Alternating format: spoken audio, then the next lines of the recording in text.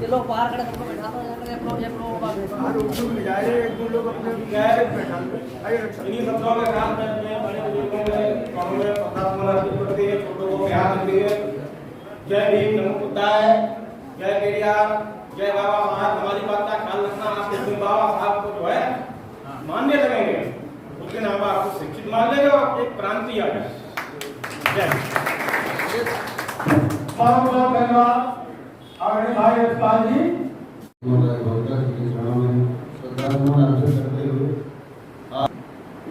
इन दोनों महान बुजुर्गों की जयंती के अवसर पर मंचा से हमारे छोटे भाई सुभाष पाल जी, सुरेश पाल जी, सर्वजन सेवा जी, रामदास पाल जी और तमाम हमारे साथी आदरणीय अध्यक्ष जी, सभी को मैं अपना अभिवादन करते हुए आप सब यहाँ इतनी दूर से आए हैं, सभी का धन्यवाद आभार प्रकट करते हुए, और मुझे आज बड़ी खुशी हो रही है कि ईवी रामास्वामी पेरियार नायकर जो साउथ में जिन्होंने अपना डंका बजाया था और बहुत समय तक उनको रोके रखा गया। अभी सुरेश पाल ने कहा कि हमारे महापुरुषों के इतिहास ही हमें जानने नहीं दिया। डॉक्टर अंबेडकर का भी इतिहास और उनकी किताबें हैं जो छुपाई गई 1990 तक, लेकिन 1990 में जब उनको भारत रत्न मिला उसके बाद फिर से उनकी किताबों को छापने का किया। ईवी रामास्वामी पेरियार नायकर को उत्तर भारत में ललाई सिंह यादव भी लाने का प्रयास किए थे, लेकिन उनका इतना विरोध हुआ, उनके परिवार से लेके उनके समाज से लेके, लेकिन उन्होंने एक जो मसाल जलाने का जो काम किया, जो मसाल वो दिया जो जल रहा था, आज मसाल बनकर हम सबके सामने है। पेरियार साहब को जो उनकी विचारधारा थी वो समता, समानता, बंधुत्व, भाईचारा की विचारधारा थी।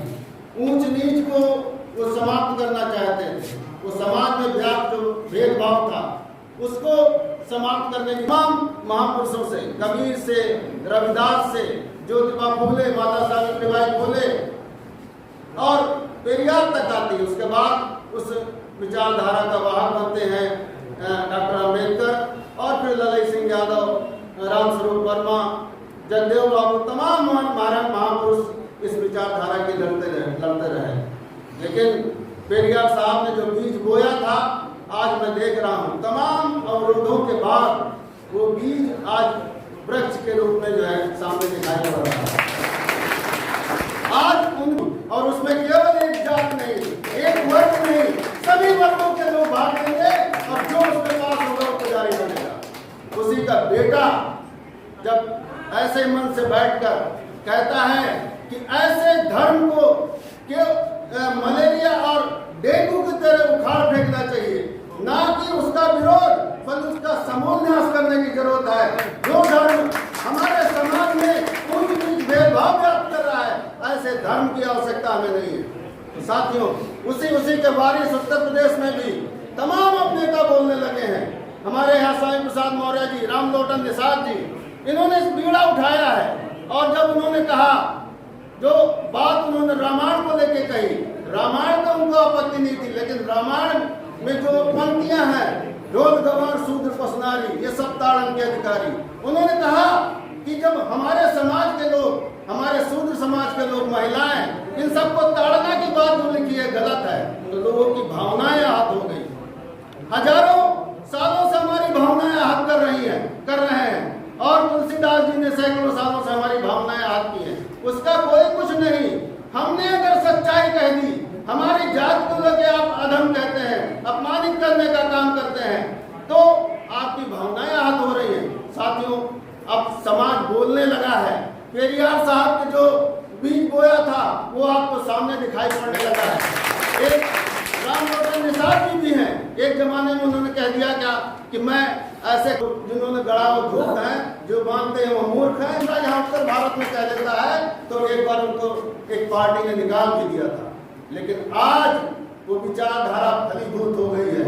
आज इस प्रदेश के जो विपक्ष के नेता है वो भी सदन में कहते हैं क्या बताइए मैं शूद्र हूँ, और शूद्र वो भी मानने लगे हैं कि यहाँ मैं शूद्र हूँ, लेकिन आपको हमें अपमानित करने का कोई अधिकार नहीं है। अगर आपने गलत बात लिखी है तो आपको उसको दुरुस्ती करना चाहिए। उन्होंने एग्जाम्पल भी दिया कि विदेशों में गैलीलियो को इसी तरह से सजा मिली थी। गैलीलियो ने उस समय कह दिया था कि पृथ्वी जो है गोल है, पृथ्वी गोल है, लेकिन वहाँ के जो पंडित पुजारी, जो वहाँ के ईसाई धर्म के पादरी थे, क्यों नहीं इसको करेक्शन हो सकता है। इतनी बात में लोगों की भावनाएं आहत होती हैं, लेकिन साथियों, भावनाओं आहत होने से हमें जो है कोई लेना देना नहीं। हम अपनी बात कहेंगे और सच्चाई पर डटे रहेंगे, तो कोई माई के लाल हमारी बातों को आगे झुठला नहीं सकता है। यही पेरियर साहब की जो विचारधारा है, इसको आगे बढ़ाने की जरूरत है। मैं एक बात और शुरू होता है, जहाँ तक मैं इतिहास जानता हूँ, उस समय इतनी जातियाँ नहीं थी। ये जातियाँ जब बृहदत्त मौर्य की जो हत्या की थी पुष्यमित्र शुंग नामक व्यक्ति ने, उनका सेनापति बन के, तब उसने जातियाँ 6743 जातियाँ बनाई। उस समय कुछ वर्ग होते थे, कुछ जातियाँ होती थी। चंद्रगुप्त मौर्य को चरवाहे माँ का बेटा बताया जाता है। तो मौर्य पाल और बल्कि जितनी भी पिछड़ी जातियाँ हैं, जितने दलित समाज की जातियाँ हैं, सब एक ही थी, और इनको बांट के हमारा जो शोषण किया गया है। आज वो धर्म के नाम पर हमको कांवड़ यात्रा में भेजेंगे, हमको मंदिर बनाने के लिए भेजेंगे, लेकिन अगर धर्म में ही इतनी ताकत है तो ये बाबा क्यों मुख्यमंत्री बनने के लिए ललायित रहते हैं? ये आपको समझने की जरूरत है। हमारी असली ताकत हमारी पढ़ाई में, हमारी शिक्षा में, हमारे रोजगार में, और संविधान के तहत हमको आगे जाने में, हमारे विधायक बनाने में, हमारे लोकसभा सांसद बनाने में है। बाबा मंदिर में अगर ताकत होती तो तमाम बाबा जो आज विधानसभा और लोकसभा की तरफ नहीं भाग रहे होते। हमारे लोगों को अंधविश्वास, पाखंड, आडंबर से निकलने की जरूरत है, और आज जरूरत है कि एक हो जाए हम सब। क्योंकि आप देख रहे हैं जो सरकार चल रही है वो निश्चित रूप से हम सबका दमन कर रही है। हमारे पिछड़े दलित समाज के लोगों को धार्मिक आडंबरों, पाखंड में अटका के उनकी शिक्षा इसने छीन ली है, उनका रोजगार खत्म हो गया है, सरकारी संस्थाएं खत्म हो गई हैं। सरकारी संस्थाएं खत्म होंगी, सरकारी नौकरियां कहां से बचेंगी? तो हमारे साथियों ने कहा कि हमें 5 किलो राशन में वो भटकाने का काम करते हैं, लेकिन जो हमारी संस्थाएं हमारे पुरखों के द्वारा जो बनाई गई थी, जो इस देश की संपत्ति थी, वो हमारी संपत्ति थी, उसको कौड़ी के भाव अडानी के हाथों, अंबानी के हाथों बेचा जा रहा है, और आप सबको केवल 5 किलो राशन में जो भटकाया जा रहा है।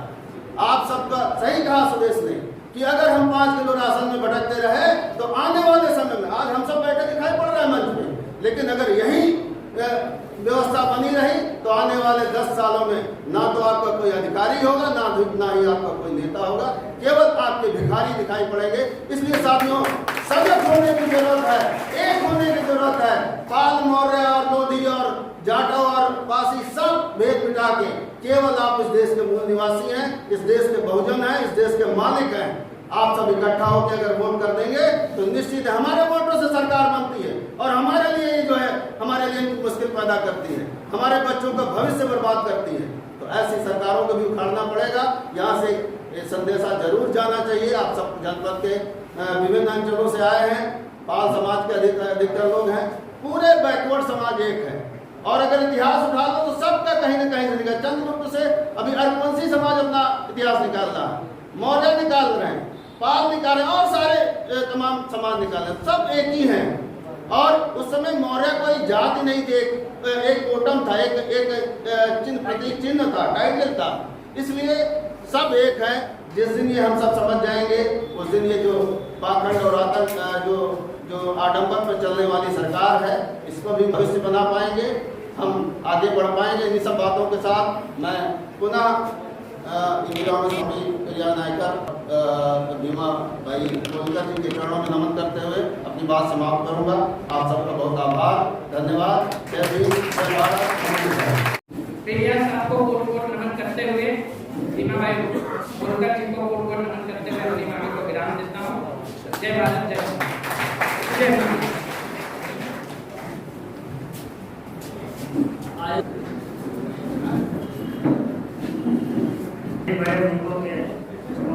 जवाब में शीश नमन करते हुए मैं आज के इस कार्यक्रम में अपने विचार रख रहा हूं। देखिए, आज का दिन बहुत ही पवित्र है, बहुत ही शुभ है। आज के दिन हम लोगों को एक लक्ष्य ले लेना चाहिए, एक अपना उद्देश्य बना लेना चाहिए, एक ध्येय बना लेना चाहिए कि जिस समाज का इतिहास नहीं होता, जो समाज अपने इतिहास को नहीं जानता, वो समाज कदापि आगे नहीं बढ़ सकता। मैं इस संगठन की बहुत बहुत प्रशंसा करता हूँ कि समाज ने अपने सोए हुए समाज को जगाने का काम किया है। आप लोग देखते हैं, आज मैं आप लोगों से इस पवित्र दिन पर एक शपथ लेना चाहता हूँ, एक आप लोगों से कहना चाहता हूँ, निवेदन करता हूँ कि आज से आप लोग ये शपथ लें कि कभी भी किसी को मिलेंगे नमस्कार नहीं, जय पेरियार कहने से अगर आपने शुरू कर दिया तो बहुत जल्दी हमारा बाल समाज सबकी बराबरी कंधे से कंधे मिलाना शुरू कर देगा।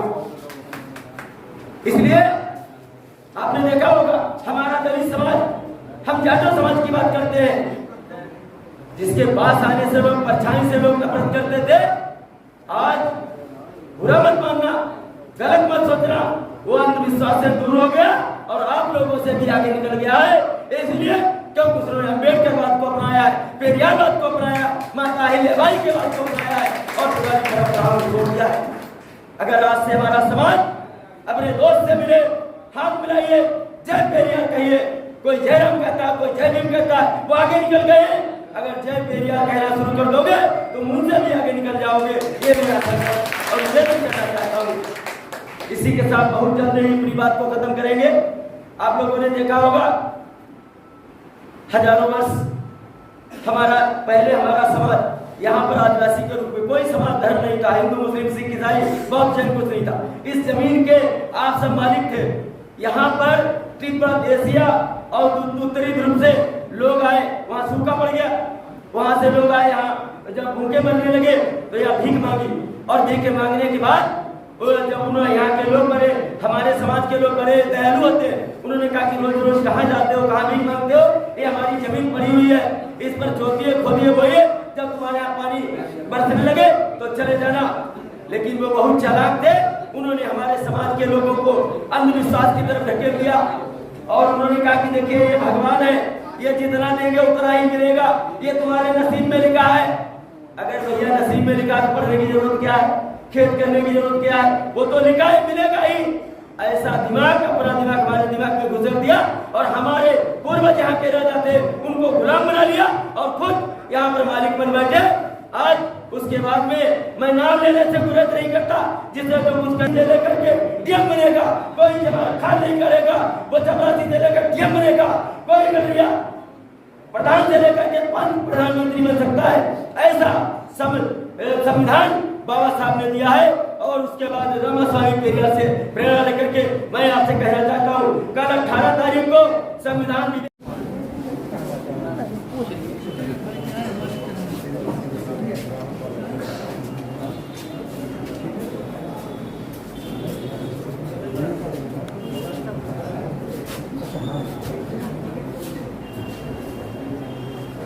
हाँ।